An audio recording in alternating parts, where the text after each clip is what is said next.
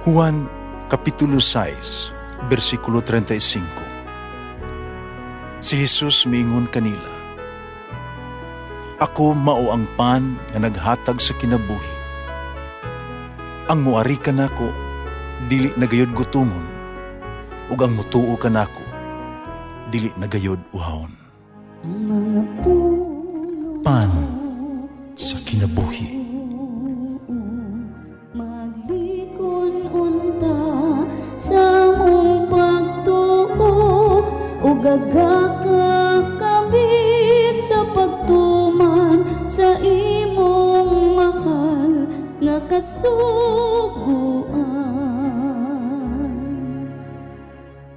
Ang Ginoo manaa kaninyo. Ang Santos nga Ebanghelyo sumala ni San Lucas. Sa nakaduol na si Jesus sa Jericho, may usa ka buta nga naglingkod na pakilimos diha sa daplin sa dalan. Pagkadungog niya sa paglabay sa panon sa mga tao, nangutana siya, unsa ba kini? Si Jesus taga Nazaret milabay, miingon sila kaniya. Ni misinggit siya, "Jesus, kaliwa ti David, kaluin taon ako." Tungod ini kasab-an siya sa mga tao na nag-una, gipahilom siya.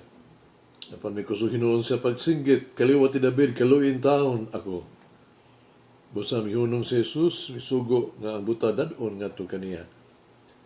Sa iduol na siya, namata na si Jesus kaniya, "Us may buot mong buhaton ko alang kanimo." Niya mitubag siya, "Sir, gusto unta ako makita pag-usab." Ug inan si Jesus, "Makita ka, ni mapagtuo mo ay nakaayo kanimo." Diya nakita siya, misunod kang Jesus, nagpasalamat sa Dios. Sa pagkita ni ini sa mga tao, midayeg silang tanan sa Dios.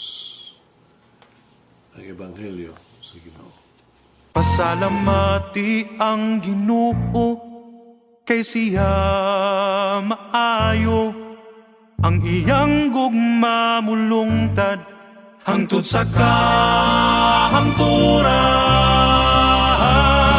Pasalamati ang Diyos sa tanang mga Diyos, ang iyang gugma malungtaron.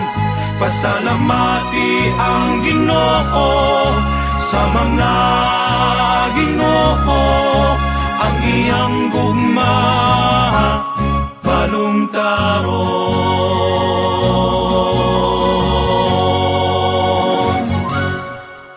Ang Ebanghelyo karong adlaw nagdapit kanato sa pangutana sa atong kaugalingon.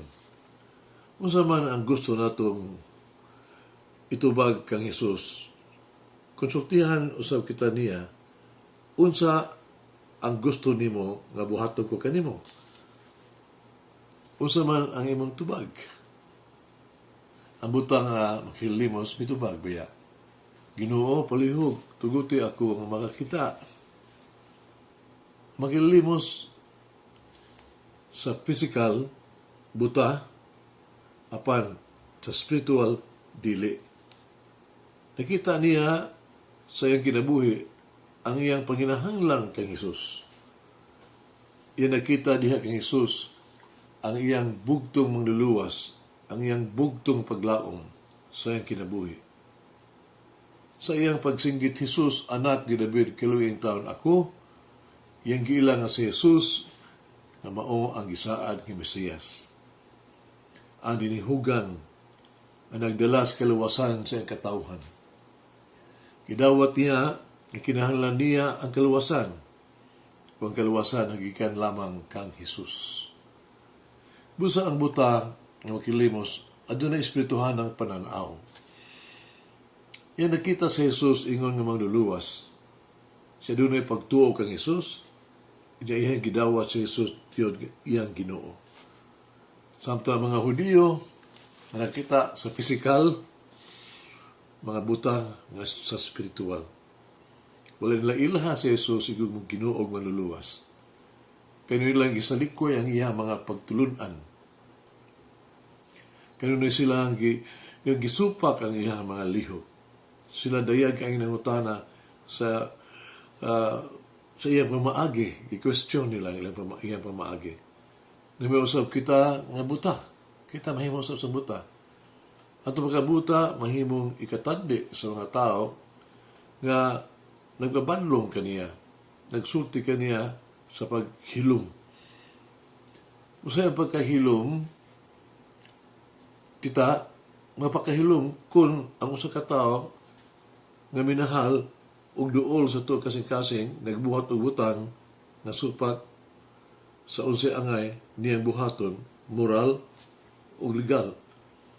Kita buta kung kita musulay pagpahilom-hilom lang sa mga pagdaot sa usa ka tawo na naghimong mas efektibo, mas padawat o mas kasaligan kay kanato. Kung dili nato makita ang kaayo sa ubang mga tao, apan kanunay kitang makamatikod sa ilahang mga sayop, nan, kita usab sa espirituhanon nga kahimtang mga buta. Kung wala kita matandog sa mga pangayo sa mga pasaylo, no? Na buta usab kita sa espirituhanong paagi. Ang buta nga makilimos wala lamang makadawat sa iyang pananaw, nahimo siyang disipulo ni Jesus. Iyang nakaplagan sa Jesus sa katapusan, misunod kaniya. Karon, kung si Jesus na mutana usab ka nato, unsa ang gusto ninyong buhaton ko kaninyo. Tubaga siya sa pagtangtang o pag-ayo sa tuang espirituhanong pagkabuta. Nindot kayo sa yugto sa kinabuhi ni Blessed John the 23rd. Sa ito Papa ba? Ipadayag niya ang iyang tinguha na magpasayo, maglakaw-lakaw siya sa halaman ba? Na may batikan.